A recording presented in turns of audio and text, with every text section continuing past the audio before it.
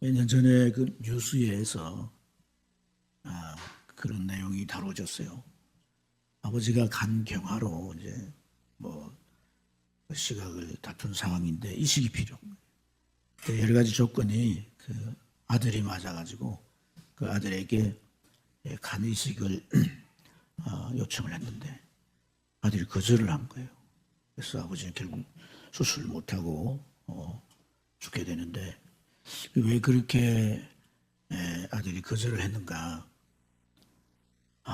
그 아버지가 어릴 때부터 쭉 살아오면서 어머니나 그 자녀들에게 해온 여러 가지의 그 이제 태도가 너무나 잘못됐던 거죠. 아버지가 술을 너무 좋아하고 술을 마시면 폭언과 폭행을 삼고 어머니를 구타하고 뿐만 아니라 자신에게도 술 사오라고 그러고 술병을 던지고 뭐 그런 그 폭력적인 아버지. 그래서 어머니가 너무 불안하고 이제 아이들과 살 수가 없으니까 도망쳐 나와가지고 그렇게 살았는데 오랜 세월이 지나서 그런 연락이 왔다.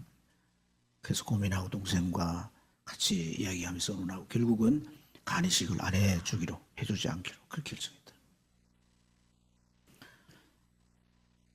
또 그 반대되는 얘기가 있어요. 아버지가 똑같은 병이야. 간경화가 걸렸는데. 그 아버지의 간이식을 또 아들이 해주게 됐다는 얘기. 그 아들은 나이도 그렇게 많지 않고 고등학교 지금 3학년이고 대학 그 수능을 앞두고 있는. 근데 그 아들이 자기 인생의 대학이 중요하잖아요. 근데 그 대학 수능을 앞두고 그때 수술을 하는 게 굉장히 위험하고. 근데 본인이 아주 그 원하고 꼭 자기가 우리 아버지에게 내 간을 나눠드려야 되겠다.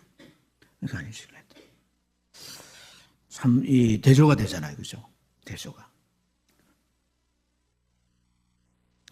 자녀이지만, 똑같은 자녀이지만은, 아주 그 정반대의 그런 이제 모습을 그 부모에게 보인다.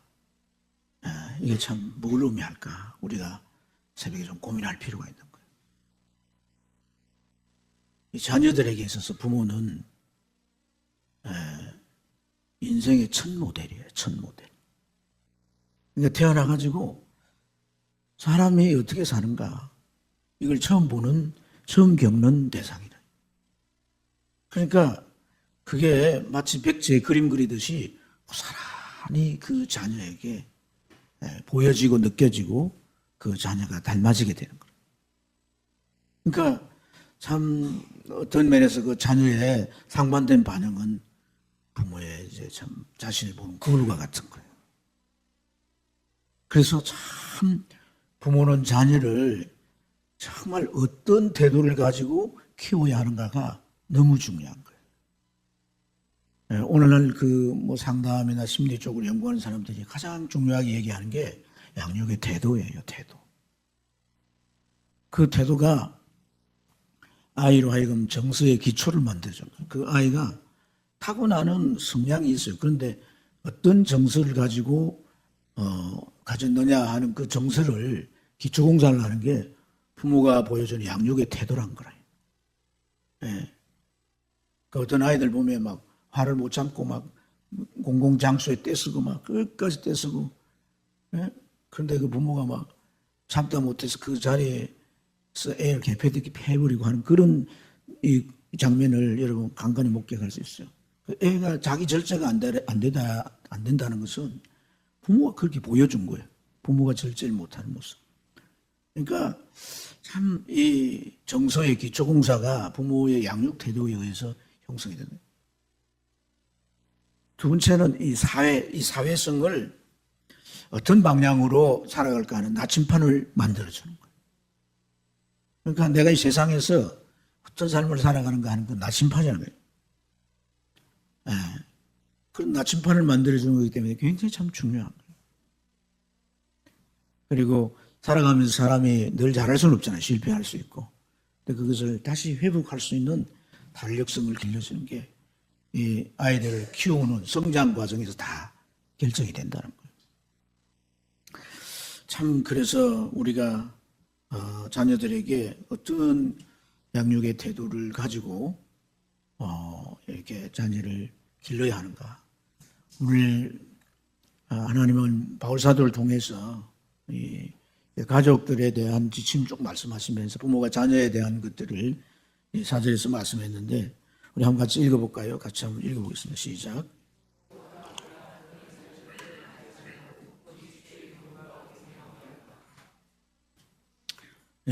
그 자녀를 이제 노엽게 하지 말라. 이제 자녀를 이게 나쁜 감정으로 대하지 마. 자기가 화난다고, 자녀가 원하는 대로 기대대로 자지 않는다고 이제 화낼 수 있는데 그런 감정으로 자녀를 이렇게 키우지 말고 오직 주의 교훈과 훈계로 양육해라. 이렇게 말씀을 하셨어요. 근데 참 우리가 이 말씀을 할 그런 시대, 그 당시에 자녀들에 대한 사람들의 인식은 뭐 그 시대가 이제 로마가 지배하는 그런 세상이니까 로마 보면은 자녀를 사형시킬 수 있는 권한이 부모에게 있어요. 자녀 죽여도 국가에서 법으로 그걸 막지 못, 법으로 만들어 놓은 거예요. 근데 유대인 사회도 그 율법에 보면 부모에게 욕하고 부모에게 공격하는 그런 자녀를 말에다가 돌로 서서 죽이라 그렇게 말합니다. 그런 시대 그런 인식을 가지고 있는데 오늘 그 노엽게 하지 마라. 자녀로 하여금 감정이 아주 이제 격하게 하고 그 감정이 파도치게 이렇게 양육하지 말고 하나님의 교양과 훈계로 양육해라. 이 교양이라고 하는 것은 그 아이들의 어떤 그 행동을 바로잡아주는 이 디다케, 교육의 말씀이란 말이에요. 그렇죠? 이 훈계라고 하는 것은 훈육이에요, 훈육. 그러니까 뭔가 잘못했을 때 그 아이를 바로잡기 위해서 그 꾸짖고 또 때로는 체벌을 하면서 이렇게 바로잡아주는 게 훈육인데 부모가 어떤 양육 태도를 가져야 되냐면 첫째는 일관성의 일관성. 그러니까 정말 똑같아야 되는 거예요. 어제와 오늘이 다르면 안 된다는 거예요. 일관성 있게 부모가 그 자녀를 양육해야 되는데 아이가 잘하면 반드시 보상을 해줘야 되는 거예요. 그리고 잘못하면 반드시 체벌을 해야 되는데 분노나 매를대는 그런 것들이 옛날 방식이고 그런 것들이 사실 그 정서에 그 악영향을 끼칠 수가 있어요. 그렇기 때문에 훈육이 필요한 거예요. 훈육. 잘못을 깨달을 수 있도록 반복해서 근데 이런 것들이 굉장히 그러니까 시간을 잘 고려해야 되는 거예요. 그런 말이 있어요. 칭찬은 그 자리에서 해주고 또 야단이나 이 체벌은 많은 사람들 앞에서 하면 안 된다는 거예요. 개인적으로 해야 된다는 거예요. 부모가 감정을 억제하지 못해서 사람 뭐 있거나 없거나 막 그렇게 하면 그 아이는 벌의 효과가 없어진다는 거예요. 그래서 참 이 자녀에 대한 이런 양육 태도가 일관성이 있어야 된다는 것이고 또 하나는 공정해야 되는 거예요. 공정성. 부모는 내 자녀가 앞에 있고 다른 뭐 가족의 자녀가 있어도 공정하게 대해줘야 돼요. 인간은 누구나 똑같이 인격적인 대우를 받을 필요가 있다는 거예요. 내 자식이니까 편애한 그 편애 때문에 우리가 자녀를 향해서 우리가 편애하는 그런 이제 편애 때문에 아이들 속에는 비교 의식이 자라게 된다. 과잉 보호를 하니까 아이들은 너무 유약해지는 거예요.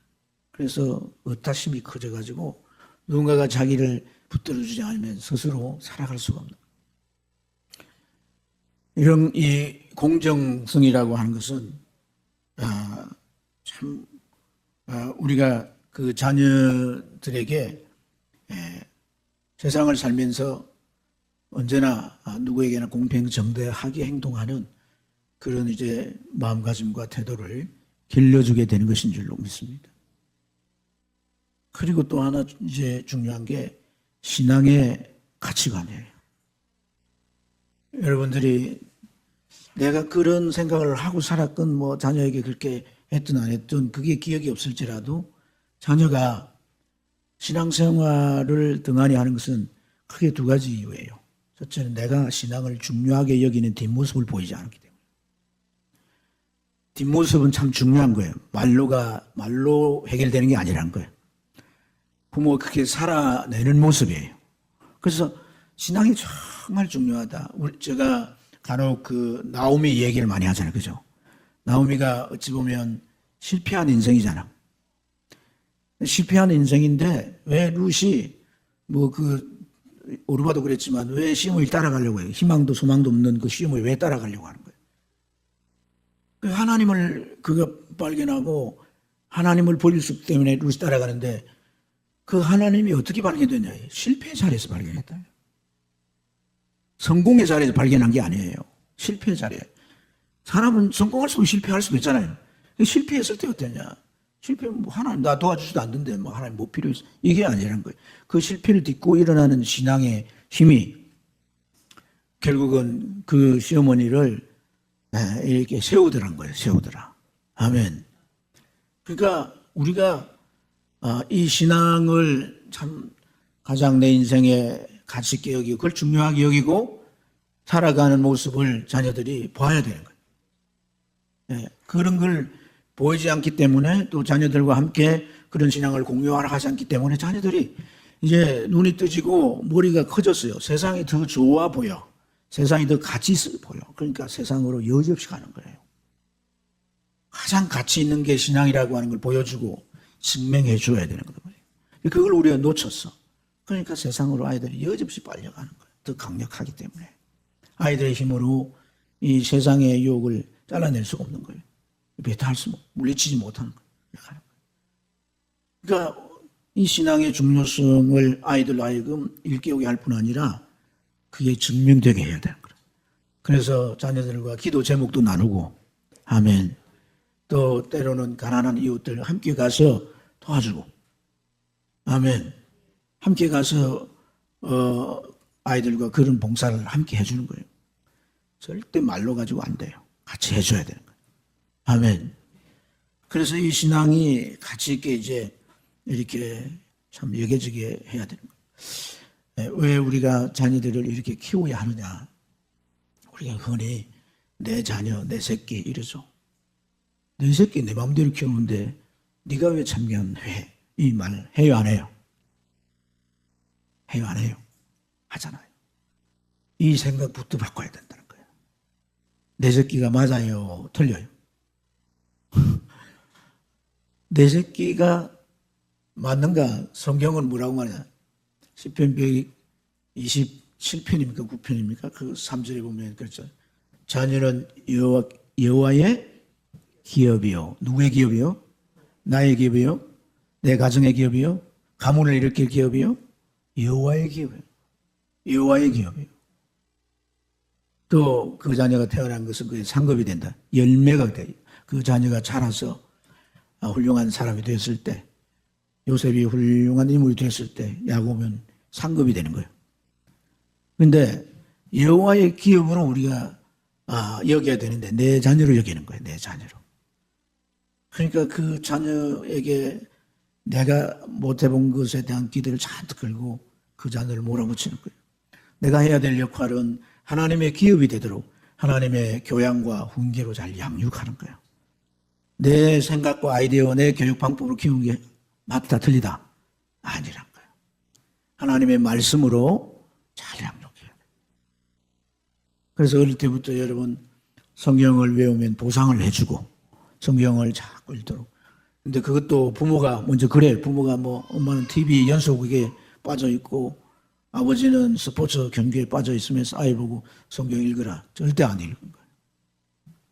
자기가 말씀을 읽고 은혜 받은 걸 이리 와봐라. 아이들의 그 귀에 들려지는 소리로 그런 단어를 표현을 해서 그 은혜 받은 걸 이렇게 나누어 주는 거예요. 아멘. 예, 이렇게 하는 게 참 중요한 거예요. 너무 중요한 거예요. 그래서 하나님의 기업이란 게 이제 이 원어를 보면 하나님의 소유, 하나님의 유산 뭐 이런 뜻인데, 그러니까 하나님께서 그 아이를 이제 붙들어 쓰실 수 있는 인물로 키우란 거예요. 우리 자녀를 하나님이 쓰셔야 된다. 우리가 지금 내 자녀의 모습 보고 낙심할 필요 없어요. 우리 계속 기도하고 할렐루야. 지금이라도 그 자녀를 만나잖아요. 보잖아요. 그 자녀에게 신앙의 영향력을 자꾸 끼치면서 기도하면 우리가 못다 이룬 자녀의 교육을, 자녀의 양육을 주님은 회복시켜 주십니다. 사람은 할 수 없을 때 하나님은 다 하느니라. 할렐루야. 그러니까 참 이런 말씀을 전할 때 자녀가 다 자란 부모들과 자녀가 이제 막 자라고 있는 부모들이 있어서 제가 항상 참 어떤 기준에 맞추느냐, 누구 기준에 맞추기 어렵지만은 자녀들이 자라도 낙심하지 마세요.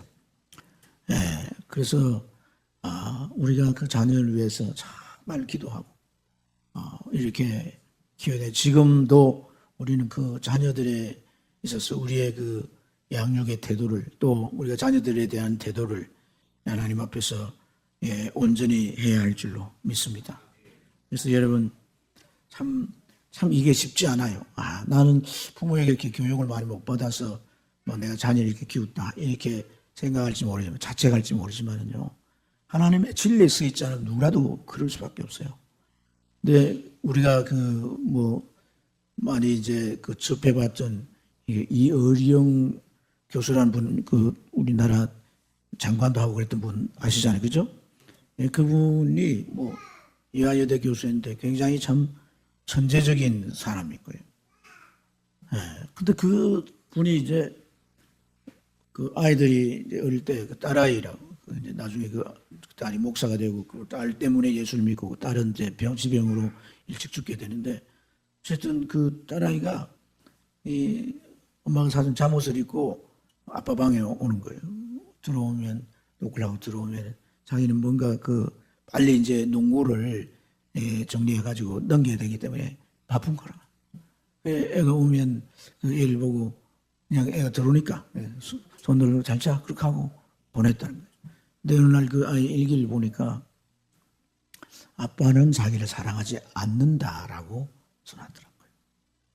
그러니까 엄마가 사준 그 잠옷을 입고 아빠 앞에 가면 아빠가 아이고 이쁘네 보내다가 뽀뽀를 해주며 그렇게 토닥거리 주면서 잘 자, 아빠가 바쁘니까 내일 아침에 보자 이렇게 해줄 줄 알았는데 그런 게 없으니까 잘 자, 이렇게 근성으로 대하는 그 아빠를 보면서 아빠가는 나를 사랑하지. 나중에 커가지고 무슨 인터뷰할 때도 그 자기 아빠가 그만큼 유명한 사람이니까 아빠 어릴 때 아빠가 나를 사랑하지 않는다는 느낌이 있었다.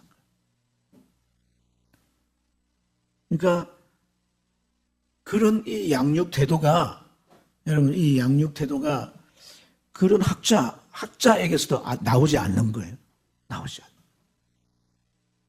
않는. 그런 걸 보면 참 우리가 자녀들을 키우는데 얼마나 미숙했는가 하는 것을 우리가 느낄 수 있는 거예요. 그렇기 때문에 그런 우리의 부족함 이런 것들을 하나님께서 해결해 주시도록 기도해야 되고, 이제라도 우리가 이 자녀를 우리가 키우면서 참 우리 자녀들에게 최선을 다해야 돼요. 사람은 꼭 보면 마지막에 후에 누군가 죽기 전에 암에 걸렸는데 이제 얼마 안 남은 거예요. 그 후회를 얘기를 하는데, 내가 조금이라도 많은 시간 가족들과 함께 했더라면, 내 아내가, 나는 바깥에 돈 벌어오고 아내는 당연히 자녀들 키우고 살림 살아야 돼. 그렇게 했는데 참 내가 물론 힘들고 바쁘게 하루를 살았지만 돌아와서 가정에서 아내의 일을 같이 나누고 그렇게 했더라면, 자녀들을 내 무릎에 앉히고 이렇게 머리를 쓰다듬어 주고 볼을 만져주면서 아이고 이렇게 예쁘나, 아이고 참 너무너무 잘생겼네, 사랑해, 네가 내 자녀 되어줘서 고마워, 이런 말 한번 따뜻하게 마음만 있었을 뿐이지. 그러니까 그 이런 교수도 그런 얘기를 써놨어요. 내가 자녀들에게 할 수 있는 게 뭔가, 내가 높은 자리에 올라가고 더 많이 돈을 벌어서 아이들이 원하는 장난감을 사주고 아이들이 고급 성령 차에 돼가지고 아주 그 명문 사립학교에 탁 태워주고 그렇게 하면 아버지 노릇을 다 하는 거라고 생각했다는 거예요. 아이들은요, 우리 부모가 가난해서 슬픈 게 아니에요. 아이들은 우리 부모가 돈이 많이 없어가지고 아이들 막 괴로워하고, 불행스러워하고 그러지 않아요. 부모가 옆에 있어주고, 부모가 나를 얼마나 사랑해주는가. 거기서 결정되는 거지. 네. 그래서 여러분, 오늘 우리가 참 자녀들에 대한 우리의 생각, 이 태도, 많은 이 부분을 연구한 사람들은요, 항상 두 가지 이제 트랩이 있어요. 두 축이 있어요. 하나는 해전이고 하나는 통제인 거예요. 통제. 그러니까 정말 이 피부에 와닿는 애정을 쏟아야 되고, 또 하나는 적절한 통제가 필요한 거예요. 왜? 미숙하기 때문에. 자라가야 되기 때문에. 아멘. 아이들에게 골로새서 3장 21절에는 바울사도 노예께 하지 말라. 낙심할까 하노라 그랬거든. 아이들의 마음에 낙심. 그러니까 여러분, 제가 언젠가도 말씀드렸지만은 아이들은 인생이 사람으로 태어나서 첫 모델이 누구라고요? 부모인 거예요. 첫 모델, 여자의 모델 엄마고 남자의 모델은 아빠인 거예요. 첫 모델인데 이 첫 모델은 그대로 흡수되는 거예요. 수용이 된단 말이에요. 굉장히 참 그런 면에서 중요한데, 오늘 이제 아이들이 그런 모델일 뿐 아니라 아이들은 스스로 살아갈 수 없기 때문에 부모에게 이 의탁하는 이게 엄청나게 강력한 거예요. 그러니까 아무것도 모를 수밖에 없는 아이 때도 아들이 아니라고 화내고 문 꽉 닫고 가는 그 아버지의 행동을 그 갓난아이가 기억을 하고 있고, 그 아이 마음에 아빠가 날 버렸다는 의식을 가지고 있더란 거예요. 이게 얼마나 두려운 일이에요. 그 아이가 뭘 알겠냐. 아들이 아니라 화 다 뿌리고 그 엄마며 그 가난아이가 버림받았다는 생각. 그러니까 낙심이라고 하는 이런 것이 우리의 참 태도에, 아이들 대한 태도에 달려있다. 그래서 세 가지 제가 말씀드렸잖아요. 첫째는 신앙이 중요하다. 왜? 나는 끝날 때가 와요. 끝날 때가 빨리 와요. 아이들보다. 그런데 그 아이들이 나를 의지하지 않고 이제 하나님을 의지할 바톤을 잘 이어줘야 돼요. 신앙이 심어지지 않으면 바톤이 이어질 수가 없단 말이에요. 아멘. 바톤이 잘 신앙을 중요해요. 두 번째는 아이들이 그 자라는 과정에 일관성 있게, 벌을 줘도 일관성 있게, 칭찬을 해줘도 일관성 있게. 우리 기억에요, 많은 사람들 앞에 꾸중받고 했던 기억이 여러분 남아있어요, 없어요? 절대 안 지워져요.